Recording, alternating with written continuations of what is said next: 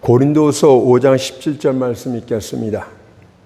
그런즉 누구든지 그리스도 안에 있으면 새로운 피조물이라. 이전 것은 지나갔으니 보라 새 것이 되었도다. 아멘. 네, 오늘은 본문 말씀을 통하여 성령과 중생, 회심이란 제목으로 하나님의 말씀을 살펴보도록 하겠습니다. 성령과 중생, 회심. 오늘은 지난 시간에 이어 구원 여정의 4단계부터 살펴보도록 합니다. 구원 여정의 4단계는 중생입니다.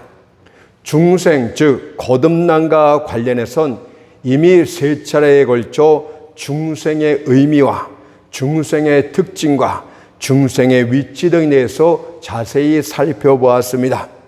따라서 오늘은 지금껏 다뤄보지 않았던 영생과 성령 세례에 대해서 말씀드리도록 하겠습니다. 첫째, 중생과 영생에 대한 말씀입니다.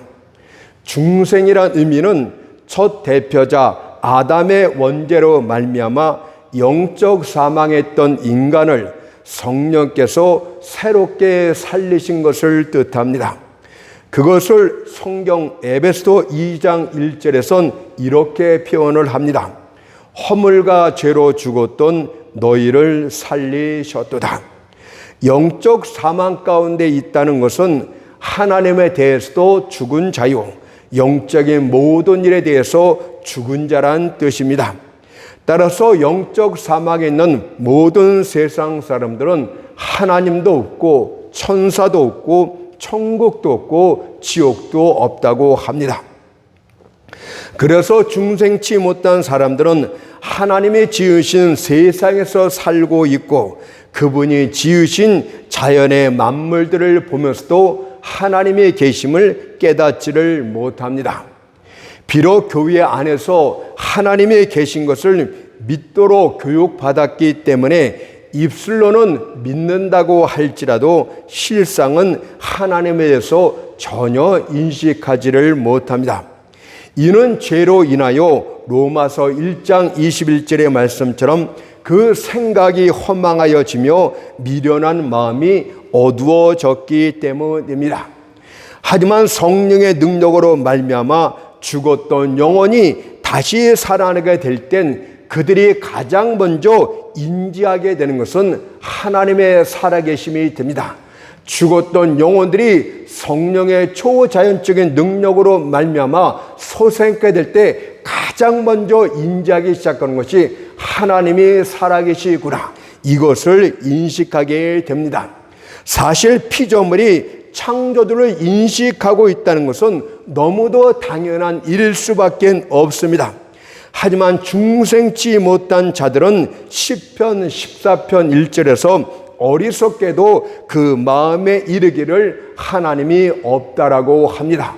얼마나 끔찍한 일이란 말입니까? 자신을 지으신 창조주를 알지 못하고 사는 인생들의 가난한 모습을 살펴볼 수가 있습니다. 과연 하나님 안에 존재하고 있고 하나님에 의해서 기식하며 기동하는 존재들이 어떻게 하나님이 없다고 말하는 것입니까? 차라리 바닷속의 물고기가 물이 없다고 말하는 것이 더 쉬운 일이 아니겠습니까? 어떤 이는 나는 50년 동안 살아왔습니다. 그러나 나는 하나님에 대해서 어떤 것도 느끼지를 못했습니다 라고 자신 있게 말을 합니다. 하지만 그는 자신의 말을 이렇게 고치는 것이 옳은 줄로 믿습니다. 하나님이 존재하지 않았던 것이 아니라 내가 죄로 인하여 50년 동안 영적 사망에 처했었나이다, 이렇게 고백하는 것이 정확한 표현인 줄 믿습니다. 왜냐하면 그들의 죽었던 영혼들이 다시 살아나게 되면 그들은 야곱과 똑같은 고백을 하게 될 것입니다. 창세기 28장 16절의 말씀처럼 여호와께서 과연 여기 계시거늘 내가 알지 못하였도다. 여호와가 바로 옆에 계시는데, 여호와가 모든 것에 충만하게 계신데 내가 알지 못하였도다. 내가 영적으로 눈이 닫히고 귀가 닫히고 사망 가운데 빠져 있었도다. 이런 표현이 아니겠습니까? 자, 그렇다면 중생 때 우리 안에 주입되는 영혼은 도대체 무엇입니까? 모든 사람들은 70년, 강간하면 80년까지 사는 자연적인 생명을 갖고 태어납니다. 우리는 이것을 육신적인 생명 또는 자연적인 생명이라고 표현을 합니다. 하지만 이런 짧은 인생, 짧은 생명은 사는 것도 존재하는 것도 아니라고 할 수 있겠습니다. 그저 잠깐 보이다가 없어지는 그런 생명에 불과합니다.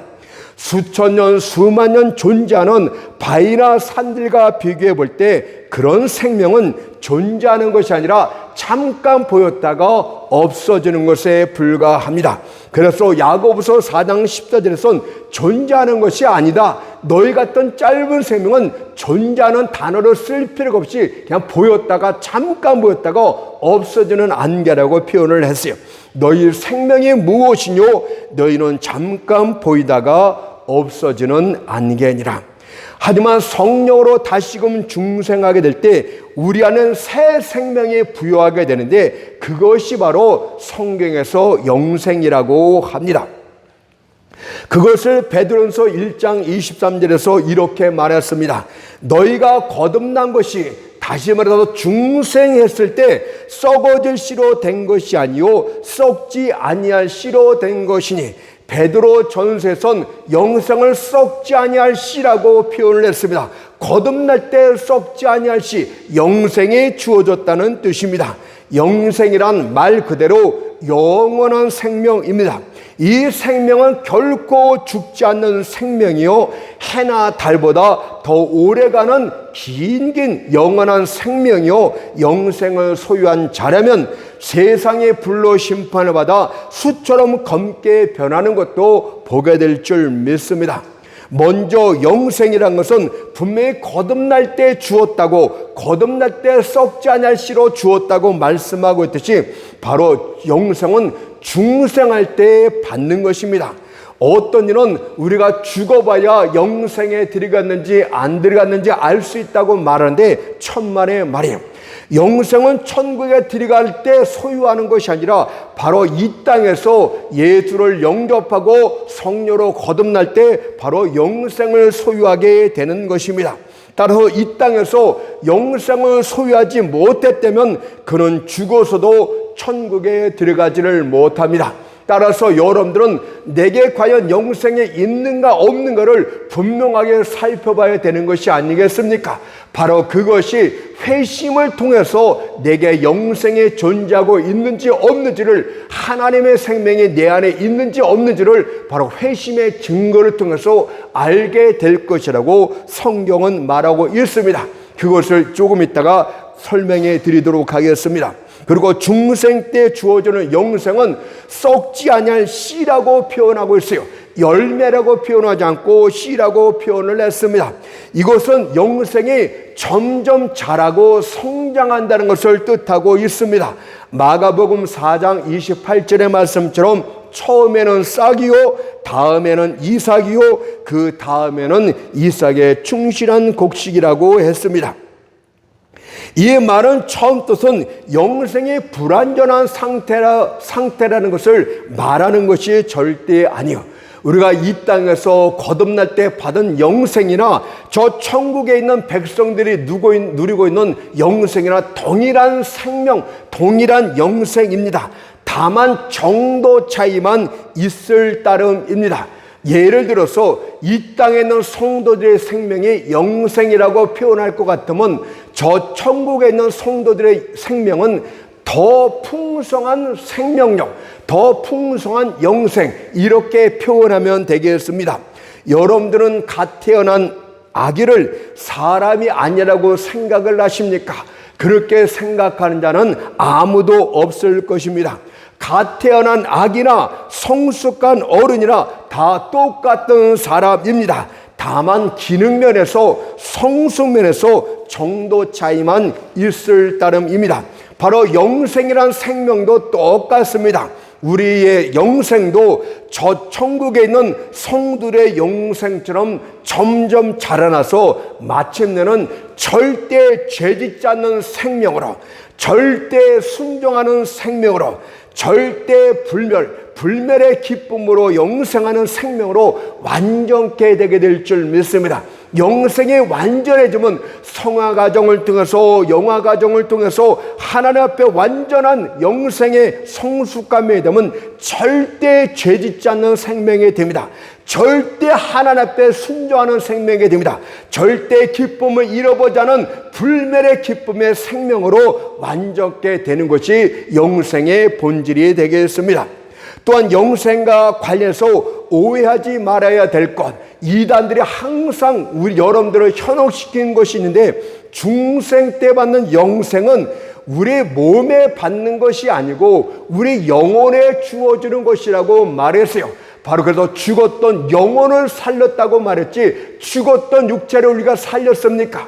우리가 중생 때 예수를 영접할 때 죽었던 육체가 사는 것이 아니잖아요. 성경에서 말한 것은 영혼을 말하고 있는 것 아닙니까? 그래서 중생 때의 영생은 우리 영혼에 주신 것이고, 부활 때가 또 있는데, 마지막 예수께서 쉐키나라는 구름을 타고 이 땅에 재림하실 때 우리 몸에 새롭게 죽었던 몸들이 다시 살아나게 되는데, 그때 부활 때의 영생은 우리 몸에 주어지는 것입니다. 이것을 혼동해서는 안 되겠습니다. 다시 한번, 영생은 예수를 믿을 때 우리 몸에게 주어지는 것이 아니라 영혼에게 주시는 생명입니다. 지금 우리의 몸은 어떻습니까? 영혼은 비록 영생을 소유하고 있다 할지라도 우리 몸은 영생을 담을 만한 그릇이 못 돼요. 우리는 자연적인 생명, 70년, 80년 사는 그런 생명에만 적합한 몸입니다. 성경은 고린도전서 15장 44에서 이런 몸을 육의 몸이라고 표현하고 있습니다. 고린도서 5장 1절에선 이런 육의 몸을 장막, 텐트라고 표현을 합니다. 만일 땅에 있는 우리의 장막집이 무너지면 이라고 말씀하고 있듯이, 우리의 자연적인 몸은 반드시 무너질 수밖에 없어요. 만일 땅에 있는 우리의 장막집이 무너지면 우리의 영혼이, 여러분들의 자아, 여러분들의 본질은 육체가 아니라 육체를 입고 있는 영혼이 여러분들의 본질입니다. 그런데 이 몸은, 이 육신의 몸은 장막, 텐트에 불과하다고 말씀을 합니다. 텐트는 무엇입니까? 영원한 거주지가 아니라 임시 거주지를 말씀하고 있지 않습니까? 따라서 때가 되면은 흙집인 우리 몸은 우리의 어민 땅을 포용하게 될 날이 오게 될 것입니다. 그러나 중생한 여러분들을 위한 영생에 적합한 몸이 또 있다고 말씀을 합니다.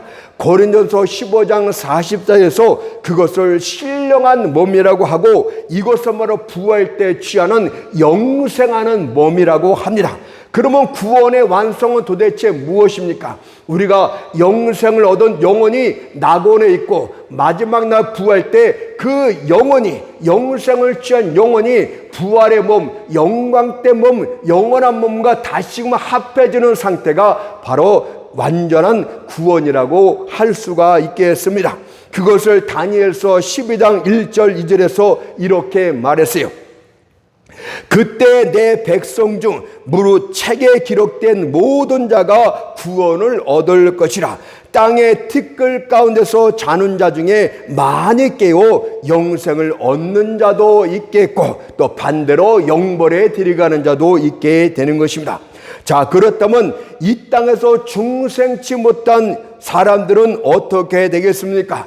마태복음 25장 46절에서 저희는 영벌에, 의인들은 영생에 들어가리라고 말씀하고 있듯이, 영생을 취한 자들은 영생의 나라 천국에 들어가게 되지만, 중생치 못한 영혼들은, 죽어있는 영혼들은 죽는 즉시 영벌에 들어가게 됩니다. 바로 영벌의 장소는 마가복음 9장 48절 49절에서 말합니다. 거기는 구더기도 죽지 않고 불도 꺼지지 아니하느니라. 사람마다 불러서 소금 치듯함을 받으리라고 말씀하고 계십니다. 우리는 이제 중생 때 우리가 받는 생명은 영생이고 영생이 우리 영혼에게 주시는 것이라는 것을 살펴보았어요. 그리고 그렇다면 영생을 취한 하나님의 백성들은 이 땅에서 어떻게 살아야 되겠습니까? 영원한 생명 또는 영적인 생명 또는 하나님의 생명이라 불려지는 이 영생을 취한 하나님의 백성들은 이 땅에서 어떻게 살아야 되겠습니까? 첫째는 죽은 자들의 시배를 받지 말아야 됩니다. 비록 이 땅에 우리가 머무는 동안은 어느 정도는 죽은 자들과 함께 섞어 살아야 됩니다.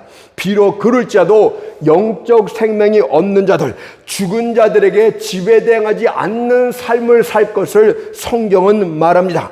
죽은 자들이 산자를 지배한다는 것은 이상한 일이 아니겠습니까? 우리는 죽은 자들이 이 멸망받을 세상을 휘어잡고 있음을 보게 됩니다. 또 원수 사단은 요한복음 14장 30절에서 이 세상 임금이라고 칭했습니다. 육적인 세상은 우리에게 이렇게 윽박지르고 협박을 합니다. 이것이 내가 만든 관습이다. 이것이 내가 세운 세상 전통이다. 이것이 유행이다. 그러니 너희는 그것을 따르도록 하라고 우리에게 위협을 가합니다. 그러나 영생을 얻은 하나님의 백성들, 산자들이라면 죽은 자들의 행위를 쫓아서는 안 됩니다. 여러분들의 생활 모토는 항상 기록된 하나님의 말씀이어야 되는 것입니다. 강물을 따라 흘러 내려가는 물고기는 죽은 물고기들 밖에는 없습니다. 살아있는 물고기는 강물을 거슬러 올라가는 것이 아니겠습니까? 영생을 소유한 여러분들이요, 죽은 자의 종이 되지를 마십시오. 죽은 자들의 무덤 속에 머무는 것은 합당치가 않습니다. 어떻게 산자가 무덤 가운데 머물 수 있단 말입니까? 세상 더러운 죄악들을 가까이 하지 마십시오. 그래서 고린도서 6장 17절에서 영생을 얻은 자들에게, 산자들에게 이렇게 교훈을 합니다. 너희는 저희 중에서 나와서 따로 있고 부정한 것을 만지지 말라. 내가 너희를 영접하여 너희에게 아버지가 되고 너희는 내게 자녀가 되리라고 분명하게 말씀하고 있습니다. 두 번째는 영생을 소유한 자라면 영생의 소망을 이 땅에서 항상 잃지 말고 살아야 됩니다. 비록 이 땅에서 고난을 받는다 할지라도 여러분들 마음은 흔들려서는 안 됩니다. 비록 이 땅과 천국사에서 날마다 순교자와 같은 삶을 살고 있다 할지라도 마음만큼은 하나님께 두고 영생을 소유한 사람이라는 것을 생각하면서 흔들리지 말아야 됩니다. 영생을 소유한 여러분이요, 여러분이 종이면 어떻고 가난하면 어떻습니까? 영생으로 말미암아 마음이 하나님 앞에 부유하면 되는 것이 아니겠습니까? 이제 곧 우리는 천사들의 수금소리를 듣게 될 것이고 구속받은 자의 노랫소리가 들리는 천국으로 들림받게 될 것입니다. 우리는 그 면류관을 쓰게 될 것이고 찬란히 빛나는 황금 포장된 천국길을 걷게 될 것입니다. 이 육신에 썩어질 것들이 영생에 삼킴받는 날들이 반드시 우리에게 찾아오게 됩니다. 그때 우리는 저 천국에서 주님을 섬기며 맞대면하여 그분을 보게 될 줄 믿습니다. 계시록 22장 3절 4절을 보니까 다시 저주가 없으며 하나님과 그 어린 양의 보좌가 그 가운데 있으니 그의 종들이 그를 섬기며 그의 얼굴을 볼 터이요 라고 말씀하고 있습니다. 자, 지금까지는 중생과 관련해서 영생에 대해서 살펴보았습니다. 다음으로 살펴볼 것은 중생과 성령 세례입니다. 성령 세례와 관련해서 의견이 가장 분분합니다. 어떤 이들은 성령 세례를 특별한 능력의 체험이라고 주장을 합니다. 복음 증거를 위해선 그때그때마다 성령 세례를 받고 또 받아야 된다고 주장을 합니다. 하지만 저는 성경을 살펴보건대 성령 세례는 체험이 아니라 관계라고, 위치라고 말씀드리고 싶어요. 왜냐하면 성령 세례는 주님의 몸된 지체가 되는 것을 성령 세례라고 말씀하고 있기 때문입니다. 고린도전서 12장 13절을 보세요. 다 한 성령으로 세례를 받아 뭐가 되었고 한 몸이 되었고, 성령 세례는 예수 그리스도의 몸된 지체가 되는 것, 영적인 결합이 이루어지는 것을 성령 세례라고 말하고 있습니다. 그래서 성경을 보게 되면 성령 세례를 받아라 이런 말이 한 군데도 없어요. 자연스럽게 중생 때 성령 세례를 통해서 우리가 예수와 연합된 생명체적 연합이 이루어지기 때문에 그분은 우리의 교회의 머리가 되시고 우리는 그의 몸의 지체가 되는 생명체적인 결합이 바로 성령을 통해서 이루어지기 때문에 우리는 그것을 위치라고, 예수와의 관계라고 이야기하지 그것을 체험이라고 말할 수가 없게 됩니다. 성령 세례는 예수와 한 몸이 되는 그런 위치 관계, 그것을 말씀하고 있어요. 여기서 다 한 성령으로 세례를 받아, 이게 성령으로 세례를 받아, 이게 받아라는 말이요 과거 완료 시제를 말하고 있어요. 다시 말해서 과거 중생 때 한 번 받은 세례로서 몸된 지체가 완성되었다는 뜻이 아니겠습니까? 또한 분명히 성령 세례는 주의 몸된 지체가 된다고 본문에서 말씀을 합니다. 따라서 성령 세례는 특별한 체험이 될 수가 없습니다. 체험이 된다는 것은 무엇입니까? 지체가 되었다 안 되었다, 몸에 붙었다 안 붙었다, 그런 일이 된다는 이상한 말이 되는 것이 아니겠습니까? 여러분들, 성령 세례는 우리와 예수 그리스도의 관계와 위치를 말씀하고 있는 것입니다. 따라서 성령 세례는 중생 때 단 한 번 받는 것이고 예수와 한 번 연합하면 영원토록 과거 완료 시제로 말하고 있듯이 영원한 예수의 지체가 되는 것입니다. 또한 분명히 말하건대 저는 여기서 한 걸음 더 나가고 싶습니다. 성령 세례는 중생 때 받는 것이다. 물론 맞습니다. 그러나 논리적으로 정확히 말하면 중생 때가 아니라 성령의 내주하심이 바로 성령 세례라고 말씀드리고 싶어요. 왜냐하면 주의 영, 성령으로서 우리가 연합되는 것이기 때문에 중생은 엄밀히 따지면 성령이 우리 안에 내주하고 있는 것이 아니고 성령이 내주할 수 있는 모든 준비를 갖춘 상태가 중생의 상태고 그 다음에 성령의 내주하심이 있는 것이 아니겠습니까? 성령이 우리 안에 거하여야만, 예수의 영이 우리에게 거하여야만 예수와 우리가 연합적인 관계를 맺고 있듯이 명확하게 따지면 성령의 내주하심이 성령 세례다, 이렇게 말하는 것이 논리상으로 옳습니다. 그럼에도 불구하고 중생 때 성령 세례를 받는다는 말도 틀린 것은 아니에요. 왜냐하면 중생이 있다는 것은 반드시 성령의 내주하심이 예정되어 있다는 것을 말씀하고 있기 때문입니다. 고린도전서 3장 16절에 보면 성도를 성령이 거하시는 성전이라고 말하고 있습니다. 여러분, 성전이란 말은 구약에서 무엇을 말합니까? 구약의 성전, 성막을 뜻하고 있지 않습니까? 하나님이 보여준 식양대로 성막을 그대로 만들어야 됩니다. 그리고 성막이 완성되면 그때 하나님의 임재하심이 거기에 나타납니다. 그러면 이것은 영적으로 무엇입니까? 우리가 하나님의 성전이면 영적으로 하나님의 식양대로 만들어져야 되는데 그것이 바로 중생 때 새 마음과 새 영으로 우리의 성전이 만들어지고 그 다음에 성령의 내주하심이 있게 되는 것입니다. 그래서 엄밀하게 따지면은 성령 세례가 성경에 자주 나오는데 성령 세례는 성령의 내주하심이다, 이렇게 보는 것이 옳습니다.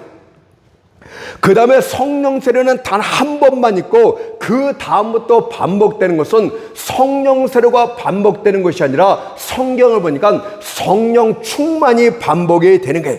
다른 이들이 성령 세례를 반복적으로 받아라, 그것이 체험이라고 말하는데 저는 체험이 아니라 위치를 말하는 것이다, 그렇게 말하고 싶고, 성령 세례는 반복이 아니라 단 한 번 예수의 몸된 지체가 되는 것이고, 저 성령이 내주하는 것이고, 그 다음부터는 반복적인 성령 충만을 받으라고 성경이 말하고 있다, 이렇게 말하고 싶습니다. 왜냐하면 성경에선 성령 충만은 받으라고, 계속해서 받으라고 우리에게 권면하고 있기 때문입니다. 그러나 성령 세례를 받으라고 말한 적은 한 번도 없기 때문입니다.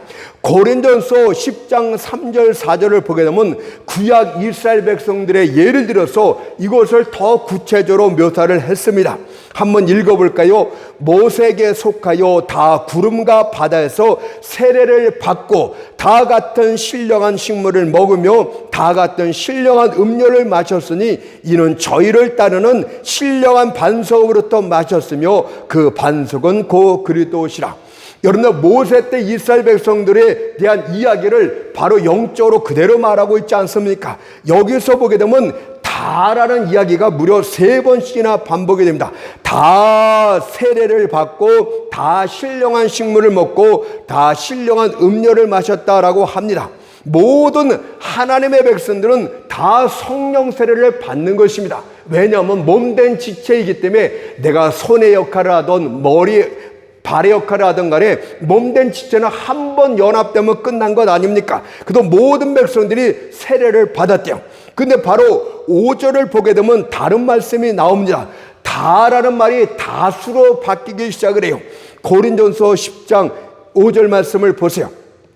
그러나 전환이 되고 있지 않습니까? 저희의 다수를 하나님이 기뻐하지 아니하신 거로 저희가 광야에서 멸망을 받았느니라. 무슨 뜻입니까? 모두가 성령 세례를 받아서 하나님의 백성이 되었고 예수의 몸된 지체가 되었지만 그들 모두가 하나님의 거룩한 백성으로 다 합당하게 살지는 못했다는 뜻입니다. 그래서 신약 성경에선 성도들이 일단 한번 성도가 되면은 다 합당하게 사는 것이 아니에요. 그래서 신약 성경에선 성령 충만을 자꾸 받으라고 말하고 있어요. 성령 세례를 받으라고 말하지 않고 성령 충만을 받으라고 말하는데, 에베소서 5장 18절 말씀을 보니까 술 취하지 말라, 이는 방탕한 것이니 오직 성령의 충만을 받으라 하면서 거의 명령하는 식으로 그렇게 하라고 말씀하고 있지 않습니까? 여기서도 체험을 말하는 것이 절대 아니에요. 성령 세례를 말할 때는 체험이라고 말하고, 또 여기서는 성령 충만은 체험이라고 말하고, 이렇게 왔다 갔다 하지 말고 여기서도 체험을 말하는 것이 아닙니다. 성령 체험은 상태를 말하는 것이에요. 하나님의 백성들이 성령의 인도하심을 받고 성령의 감동을 받고 성령의 지시와 감동을 받으면서 거룩한 삶을 살기 위해서 성령이 내 안에 충만하게 있어야 된다는 뜻이에요. 성령 세례, 성령의 내주하심이 있은다면 성령이 충만하게 네 안에서 역사할 수 있도록 하라. 그것이 성령 충만이라는 뜻입니다. 그래서 결론적으로 말씀드릴 것 같으면 성령 세례는 체험이 아니라 상태이다. 성령 세례는 중생 때 단 한 번 받는다. 그리고 성령 충만은 그 이후로 반복해서 받아야 된다. 이렇게 말씀드리고 싶습니다. 결론적으로 성령 세례라는 것은 하나님과의 연합을 말씀하는데, 로마서 6장 3절에서 그리스도 예수와 합하여 세례를 받은 우리라고 말씀하고 있고, 고린도서 6장 10절에서는 주와 합하는 자는 한 영이다 라고 말씀하고 있으면서 예수와 연합하는 것은 성령을 통해서 생명체적인 연합이 이루어지게 된다는 뜻이에요. 머리 대신 그리스도와 우리 몸된 우리들이 성령으로 생명체적인 연합이 이루어지고 있습니다. 지금은 그리스도는 육체로서 하늘에 계세요. 육체로서 분명히 하늘에 거하고 계십니다.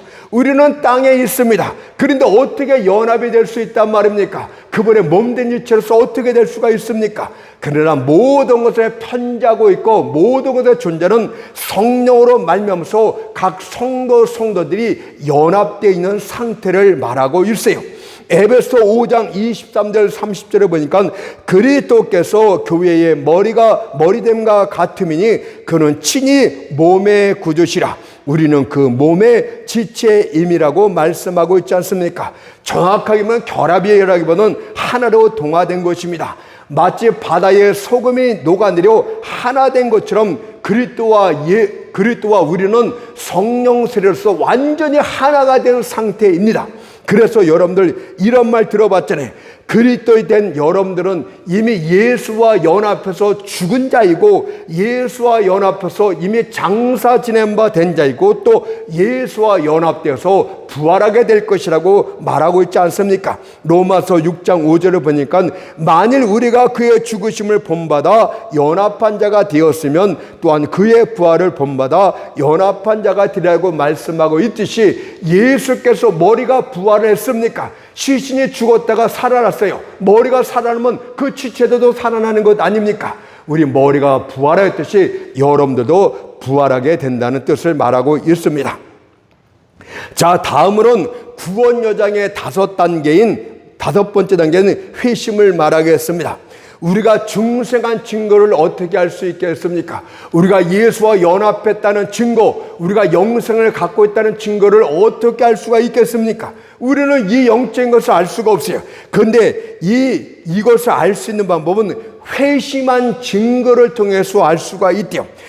바로 중생의 결과로 나타나는 것이, 중생한 열매로 나타나는 것이 회심이고, 회심의 그 내적 증거가 바로 회개와 믿음으로 나타나게 됩니다. 이제 그것을 말씀을 드릴게요. 회심에는 내적 증거하고 외적 증거가 있는데, 이 내적 증거와 외적 증거가 여러분들에게 나타났다면 여러분들은 중생한 사람이에요. 다시 말해서 영생을 소유한 사람이고, 예수와 연합한 성령 세례를 받은 사람이라고 보면 되겠습니다. 회심이란 완전하게 주께 돌아오는 것입니다. 우상 숭배를 포기하고 유일하신 참 하나님을 예배하기 시작한 것이 회심이라고 할 수가 있겠습니다. 사람들의 죄의 어리석음에서부터 돌이켜 하나님의 영광으로 나오는 것이 바로 성경이 말하는 복된 회심입니다. 여러분, 교회 안에서 아무리 사람들이 들어오고 할지라도 그들이 예수께 중심으로 나오지 못하면 교회 안에 있는 것 자체는 별 의미가 없게 되는 게, 회심은 교회 안에 등록한 것을 회심이라고 말하지 않고 하나님 앞에 완전히 돌아온 것, 죄에서 돌이켜서 하나님께로 돌아온 상태를 바로 회심이라고 말합니다. 교회에 들어온 것이 중요한 것이 아니라 그가 정말 예수를 영접한 예수의 사람인가가 가장 중요하다는 것을 볼 수 있고, 이것을 회심했다, 성경은 이렇게 표현을 합니다. 이 회심의 변화는 너무도 획기적으로 나타나고 너무도 전면적으로 나타나기 때문에 성경을 그것을 새로운 창조다 이렇게 표현을 하는데, 그것이 오늘 본문 고린도서 5장 17절의 말씀입니다. 누구든지 그리스도 안에 있으면 새로운 피조물이라, 이전 것은 지나갔으니 보라 새 것이 되었다. 새롭게 창조된 것처럼 완전한 변화가 나타나게 된다고 말합니다. 회심의 방법이나 양태, 표현들은 사람마다 다양합니다. 어떤 이는 부드럽게 회심에 이르기도 하고, 또 다른 이는 은사를 받는다든지 갑자기 영적 체험을 크게 함으로 회심이 뚜렷하게 나타나기도 하는데, 다 똑같은 회심입니다. 그리고 모든 참된 회심은 공통적인 본질적인 것이 있는데, 바로 거기서는 무엇이냐? 그가 영적 체험을 하고 은사를 체험했던, 그렇지 않던 회심에는 두 가지가, 진짜 회심이라면 두 가지가 나타나야 되는데, 하나는 죄를 회오하는 고백, 바로 회개가 진짜 회개가 나타나고, 두 번째는 죄를 사하여 주시는 예수를 바라보는 믿음이 나타나야 되는 거예요. 여러분들 회개를 했다면 무엇인가? 하나님이여 내가 죄인임을 깨달았습니다. 그것으로 끝나야 됩니까? 그 죄를 용서해 줄 자가 있어야 되는 것 아닙니까? 그래서 반드시 회개가 있으면 믿음이 나타나야 되는데, 예수를 믿는 믿음과 회개가 같이 나타나야 되는 것이에요. 그리고 믿음이 있다는 것은 회개가 있어야 되는 거예요. 회개도 없는 가운데서, 내가 죄가 무엇인지도 모르는 가운데서, 내가 죄성이 어떤지도 모르는 가운데서 예수를 믿는다는 것은 말이 안 돼요. 그래서 주님께서는 죄인들을 부르러 왔다고 말하고 있듯이, 회심이라는 것은 분명한 회개가 나타나고 믿음이 나타나는 이 두 가지가 내적인 증거로 나타나야 됩니다. 먼저 회개를 하게 됩니다. 회심한 자는. 사람들은 죄를 짓기는 쉽지만 죄를 고백하기는 여간 어렵고 거의 불가능한 상태입니다. 이들은 아무리 진작에 간청하는 자의 촉구가 있다 할지라도 자기 죄를 인정하지를 않습니다. 여러분들 TV나 사람들 통해서 와요. 아무리 죄 지어도 뭐 뻔뻔하게 절대 죄 짓지 않았대요. 발각되기 전까지는 절대 죄 짓는 일이 없다고 전부 발표합니다. 이것이 전형적인 중생하지 못한다는 들의 특징이에요. 그들의 마음은 강박하고 왜곡되어서 죄가 그들의 얼굴을 똑바로 응시하고 있다 할지라도 여전히 죄가 없다고 항변하면서 오히려 고사하는 자들을 향해서 교만하게 얼굴을 뻣뻣하게 들이댑니다. 여러분들, 거듭난 자들은 이런 거 행동 못합니다. 마음에 찔려서 하지를 못해요. 어떤 이들은 아간처럼 바벨은 아름다운 외투 한 벌과 금괴를 땅에 묻은 채 자신들의 죄가 결코 발각되지 않을 것이라고 생각을 합니다. 마치 어리석은 타조가 사냥꾼의 추적을 받게 되면 당황하여 머리를 모래 속에 파묻은 채 이제 살았다 안심하고 있는 것처럼, 이들은 자신들이 죄를 지었다 할지라도 죄가 발견되지 않을 것이라는 생각 때문에 편안한 마음으로 두 다리 쭉 뻗고 잠을 자기도 합니다. 그러다가 죄가 발각되면요, 상황이 어쩔 수 없어서 죄를 지었다, 이제 변명이 나오기 시작합니다. 상황이 어쩔 수 없어서 이런 형편이 되면 어쩔 수 없이 죄를 짓게 됩니다. 변명을 합니다. 또 그렇지 않으면 우연하게 죄를 지은 것입니다. 우연하게 내가 강도짓을 한 것뿐입니다. 고의성이 없었습니다. 변명을 합니다. 또 어떤 이는 죄를 동력에 전가합니다. 저 친구가 나를 유혹해서 내가 죄를 지었습니다. 또 어떤 이는 죄를 채색합니다. 죄를 가능하면 적게 만들기 위해서 거기다 색칠하고 덧입혀서 자기 죄가 아무것도 아닌 것처럼 그 시꺼먼 죄를 색깔을 입혀서 죄가 별로 아닌 것처럼 계속적으로 변명을 하게 됩니다. 이것이 전형적인 중생치 못한 자들의 죄에 대한 반응이 되겠습니다. 그러나 성령께서 죽은 영혼을 살리시고 그 위에다 조명을 하십니다. 비치면 그들은 자신의 죄를 확신케 됩니다. 이때부터 어떤 일이 일어나는가 보세요. 중생한 영혼에서 조명을 하면 그 다음에 회개가 나타내. 회심의 첫 번째 단계 회개가 나타내. 먼저 성령께서는 마음에 추악한 것들을 쌓아뒀던 그들의 은밀한 내면의 창고를 폭로시킵니다. 숨겨졌던 일들이 드러나고 잊혀졌던 기억들이 되살아나게 만드십니다. 눈으로 지은 죄, 입술로 범한 죄, 하나님께 지은 죄, 다른 사람들에게 지은 죄, 무지중에 범한 죄, 고의로 저지른 죄, 하지 말아야 할 것을 행한 죄, 해야 할 것을 행치 않은 죄들이 차례대로 자기 눈앞에 자기 마음으로 닥쳐오면서 그 죄를 회개하기 시작을 합니다. 어떤 이는 강력하게 이면서 떼굴떼굴 굴리면서 회개하기도 하고, 어떤 이는 소리는 내지 않지만 눈물을 뚝뚝 흘리면서 자신의 모든 죄들을 회개하기 시작을 합니다. 그때 그들은 지난날의 자신의 죄악들을 애통해하면서 세리처럼 회개를 하기 시작을 합니다. 누가복음 18장 13절을 보니까 세리는 멀리 서서 감히 눈을 들어 하나님을 우러러 보지도 못하고 다만 가슴을 치며 가로되 하나님이여 불쌍히 여기옵소서 나는 죄인이로소이다 라고 고백을 시작합니다. 성령께서 회개시키기 시작할 때, 그들에게 죄를 확인시키기 시작할 때 그들은 닭똥 같은 눈물을 뚝뚝 흘리면서 하나님이여 나는 죄가 없습니다가 아니요, 불쌍히 여겨 주십시오. 그냥 불쌍히 여겨 주십시오. 할 말이 없습니다. 나는 죄인이 옳습니다. 하나님은 그것보다 더 죄가 많습니다. 이렇게 고백이 시작이 돼요. 이게 회개입니다. 두 번째는요, 어떤 회개가 나타나는지 아십니까? 비록 이 땅에서 한 번도 죄짓지 않은 자가 설령 있다 할지라도 그들의 본성이 더럽다는 것을 성령에 보여줌으로써 그들은 회개하고 항복하게 됩니다. 자신의 골수에 사악함이 있고 자신의 피에 선천적인 악이 있다는 것을 성령을 통해서 발견하게 됩니다. 그들은 그때 자기 자신 자체가 그냥 부정한 존재라는 것을 그때 깨닫게 됩니다. 그래서 이사야 64장 6절의 말씀처럼 대저 우리는 다 부정한 자 같아서 이런 고백을 합니다. 이게 부정하다는 말이 무슨 뜻인지 아십니까? 이건 레이기적이고 종교의식적인 용법에서 나온 말이에요. 부정하다는 말은 종교의식적인 용법, 레이기적인 용법에서 나온 말인데 무슨 뜻이냐면 유대 율법파에서 부정한 자라는 말은 여호와의 집에 올라갈 수 없는 자입니다.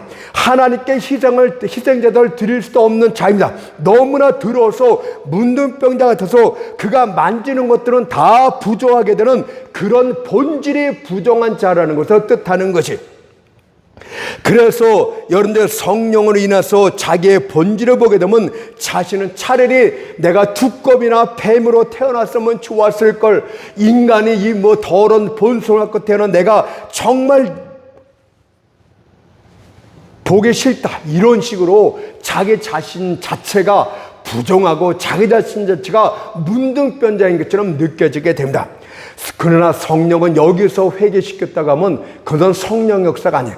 성령 역사는 그 다음이 진짜인데 바로 예수를 믿지 않았던 죄를 강력하게 회개를 시킵니다. 그래서 요한복음 16장 9절에서 제가 보혜사 성령을 말할 때 언급을 했죠. 죄에 대하여라 함은 저희가 나를 믿지 아니하며. 성령의 강력한 조명하심이, 영적 조명이 나타나는 것이 없이는 누구도 불신의 죄를 깨닫지를 못합니다. 예수 믿지 않은 것이 왜 죄란 말이냐, 그들이 이렇게 반문하게 돼요. 그러나 성령의 조명하심을 잊게 되면 그리스도를 믿지 않은 것은 하나님을 거짓말하는 죄로 만든 무서운 죄라는 것을 깨닫게 됩니다. 왜냐하면 하나님께서 친히 그의 아들을 증거하셨습니다. 그래서 하나님의 증거한 예수를 믿지 않는 것은 하나님의 증거가 거짓되다, 하나님은 거짓말쟁이다, 이렇게 말하는 것과 똑같기 때문에 예수를 믿지 않는 죄, 그의 아들, 그가 이 땅에 보내신 그의 아들을 믿지 않는 자는 하나님을 능멸하는 죄가 되는 것입니다. 요한일서 5장 10절 11절을 보세요. 하나님을 믿지 아니하는 자는 하나님을 거짓말하는 자로 만드나니 이는 하나님께서 그 아들에 대하여 증거하신 증거를 믿지 아니하였습니다. 또 증거는 이것이니 하나님 우리에게 영생을 주신 것과 이 생명이 그의 아들 안에 있는 그것이냐. 예수를 믿으면 내가 너희를 구원하리라. 하나님께서 말씀하신데 그것을 능멸하는 죄가 됩니다. 따라서 중생한 자라면 바로 여러분들 회심의 증거가 나타나는데 바로 회개가 나타납니다. 바로 과거에 여러분들이 지었던 모든 자들을 회개하게 되고 자신의 더러운 본성까지도 보게 되며 예수를 믿지 않은 죄가 얼마나 큰 죄라는 것을 철저하게 회개하기 시작을 합니다. 이것이 나타났습니까? 그러면 중생한 자의 특징에 반토막이 나타납니다. 두 번째는 내적인 증거가 믿음을 갖기 시작해요. 회개를 하였다면 그 회개를 용서해 줄 그리스도를 찾아야 됩니다. 입술로서 회개한다고 죄가 없어지는 것이 아니에요. 그 죄들을 실제로 값을 주고 없애야 될 분이 계셔야 되는데 바로 예수의 피, 예수의 속죄를 찾아야 됩니다. 따라서 회개를 중심으로 했다면 반드시 예수를 붙들게 됩니다. 예수여 당신이 없이는 내 죄가 용서받을 수가 없나이다. 내 죄가 깨끗함을 받을 수가 없니다. 당신의 피로 내 죄를 깨끗게 하여 주시옵소서. 이런 믿음을 갖게 되는 것입니다. 그러면 믿음은 어떤 것일까요? 믿음에 대한 묘사는 많지만은 믿음이라는 것은 지식과 신뢰, 이 두 가지가 합친 것이 믿음이다, 이렇게 표현할 수가 있습니다. 첫째, 어떤 사실을 믿으려면 먼저 사실부터 알아야 돼요. 그래서 여러분들이 복음을 정확하게 성경을 듣지 않고선 믿음이 생길 수가 없어요. 과연 듣지도 못하고 알지도 못한 것을 어찌 믿을 수 있단 말입니까? 로마서 10장 14절에서 저희가 듣지도 못한 일을 어찌 믿으려 이렇게 말하고 있지 않습니까? 따라서 예수를 믿게끔 하기 위해서는 먼저 그들이 들어야 됩니다. 믿음에 있어서 어느 정도의 지식은 필수적입니다. 성경을 읽으십시오. 그리스도와 그의 구원에 대해서 성령께 배우십시오. 복음이 무엇인가를 아십시오. 특히 하나님의 아들 예수에 대해서 알고 배우십시오. 그래야만 믿음을 가질 수 있게 됩니다. 그래서 로마서 10장 17절에서 믿음은 들음에서 나며 들음은 그리스도의 말씀으로 말미암느니라고 말씀하고 있지 않습니까? 그래서 중생이 말씀을 통해서 우리에게 역사한대요. 물론 정확하게 말하면 중생은 성령에서 독단적인 역사지만 말씀을 듣는 중에 성령께서 내 영혼을 살리셨습니까? 말씀을 듣는 중에 그래 내가 예수를 믿어야 되겠구나 하면서 이것이 순간적으로 이루어지니까는 다 한꺼번에 말을 못해 내가 논리적으로 순차적으로 말하고 있는 것뿐이 회개를 하면서 예수 난 죄인입니다. 예수여 나의 구세주여 내게 오시옵소서 하면서 예수를 붙들게 되는 이런 것들이 이루어지게 되는 것입니다. 믿음이라는 것은 기대는 것이에요. 여러분들 어떤 울타리가 튼튼하다는 것을 알았다고 칩시다. 그 알았으면 안심하고 그 울타리에 자기 온몸을 기대기 시작합니다. 이것이 바로 믿음이라고 말씀하는 것입니다. 이처럼 회개와 믿음은 회심의 내적 증거로 나타나게 됩니다. 여러분 이 회개와 믿음이 있습니까? 죽었다 깨어나도 예수를 부인하지 않고 예수가 없이는 내가 구원받지 못하는 것을 확실하게 믿고 있습니까? 이것이 있어야 되는 거예요. 회심은 근데 외적 증거도 나타나요. 이 외적 증거도 있는가 보세요. 이 외적 증거는 생활이 완전히 변화하게 됩니다. 전에는 자신을 위해서 살았지만 이제는 하나님의 영광을 위해서 살게 됩니다. 전에는 죄 지으면 형벌 받아서 형벌 받는다는 두려움 때문에 죄를 피했지만 이제는 죄 자체를 미워해서 피하게 됩니다. 회심의 외적 증거는요. 외적 증거는 바로 바울을 통해서 살펴보면 됩니다. 성경이 바울에 나타난 회심의 외적 증거를 본받고 그것을 통해서 너희들이 회심하였는지를 살펴보라고 말하고 있어요. 디모데전서 1장 16절을 보니까 내가 긍휼을 입은 까닭은 예수 그리스도께서 내게 먼저 1절 오래 참으심을 보이사 후에 주를 믿어 계속 못된 짓을 해도 예수께서 1절 오래 참으시되 선택한 자이고 그를 구원하려고 작정했기 때문에 내게 먼저 1절 오래 참으심을 보이사 그 후에 주를 믿어서 영생 믿은 자들에게 뭐가 되게 본이 되게 하려 하심이라. 그분 사도 바울에게 나타난 회심의 외적 본을 여러분들에게도 똑같이 나타나야 되는 것이 옳습니다. 먼저 바울은 과거에 자신을 이렇게 표현을 했어요. 디모데전서 1장 13절에 보니까 내가 전에는 회방자요 핍박자요 포행자이었으나 라고 말합니다. 이 말은 회방자란 무슨 뜻입니까? 바울이 마귀에 사로잡혀 있었을 때는 그는 그리스도를 가장 악한 자로 생각하고 그를 협작꾼으로 여겨서 말로써 그분을 심히 회방했다고 합니다. 말로써 회방하는 것을 회방죄라고 말하고 있어요. 하나님에서 욕하고 예수에서 욕하는 것, 이것을 회방자라고 말하고, 그 다음에 바울은 핍박자라고 말하고 있어요. 이것은 행동으로 믿는 자들을 핍박하는 것을 말해요. 그리스도를 미워하였기 때문에 그리스도를 믿는 동족들을 그가 미워하게 됩니다. 그래서 스데반을 돌로 쳐 죽이는데 찬성뼈를 던지지 않습니까? 뿐만 아니라 유대 지방에 있는 믿는 자들을 다 잡아오기 위해서 다메섹으로 나아가기도 합니다. 사도행전 26장 11절에 보니까 저희를 대하여 심히 격분하여 외국성까지도 가서 핍박하였고, 예수가 미우니까 예수 믿는 자들을 괴롭히기 위해서 나아갔단 말인데 이것을 핍박자라 이렇게 말해요. 또 바울은 포행자입니다. 포행자는 하나님의 일을 적극적으로 방해하는 것을 말하고 있어요. 신앙의 전파를 막혀서 어떤 수단 방법을 가리지 않고 그것을 방해하는 것을 말합니다. 그래서 그는 한마디로 디모데전서 1장 10에서 죄인의 괴수라고 자신을 고백을 했어요. 근데 그가 회심하게 되자 완전히 바뀌었어요. 그의 변화된 모습이 바로 회심의 외적 증거라고 볼 수가 있겠는데 두 가지가 나타납니다. 여러분들이 회심한 자입니까? 여러분들이 중생한 자입니까? 그러면 외적인 증거, 회심의 증거 두 가지가 나타나는데 한번 봅시다. 첫 번째는 영혼 구원에 온 마음을 불사르게 됩니다. 사함을 받은 자들은 그만큼 주께 충성하게 됩니다. 바울이 회심한 다음에 주를 위해서 얼마나 끈질게 일했는가를 보세요. 피땀 흘리며 영혼들을 위해서 기도를 합니다. 온 힘을 다해서 주님의 말씀을 외치기 시작을 합니다. 온갖 중상모략과 멸시도 끝까지 참아냅니다. 복음 전파와 영혼 구원을 위해서 채찍질도 당했고 돌에 맞기도 하였고 감옥에 갇히기도 하였고 심지어 죽음의 위협에 던져지기도 했습니다. 그럼에도 불구하고 하나님의 사랑이 그의 속에서 활활 불타올랐기 때문에 예수를 증거하지 않고서는 견딜 수가 없겠다고 합니다.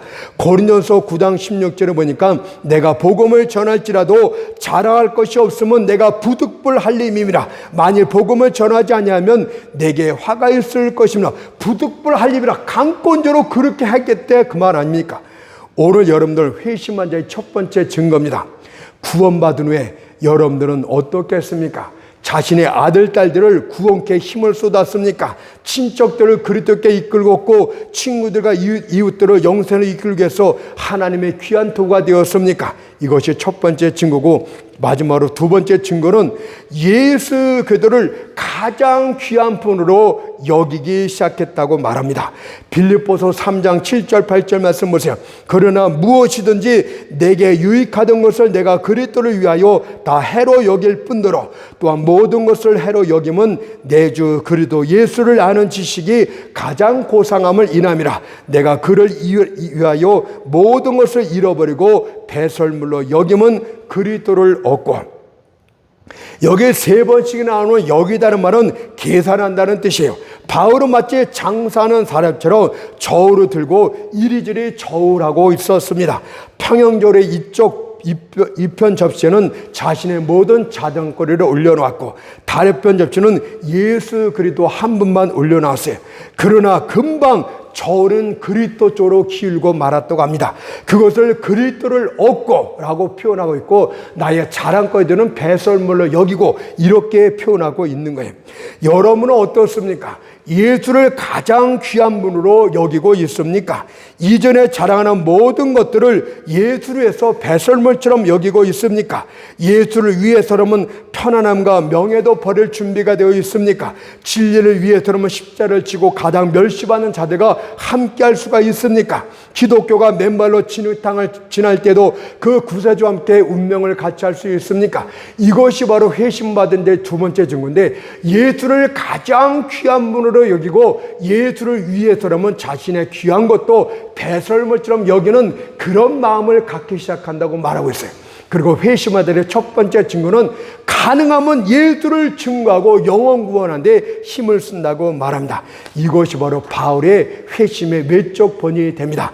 다음번에는 칭의부터 살펴보도록 하겠습니다. 오늘 여기까지 하도록 하겠습니다.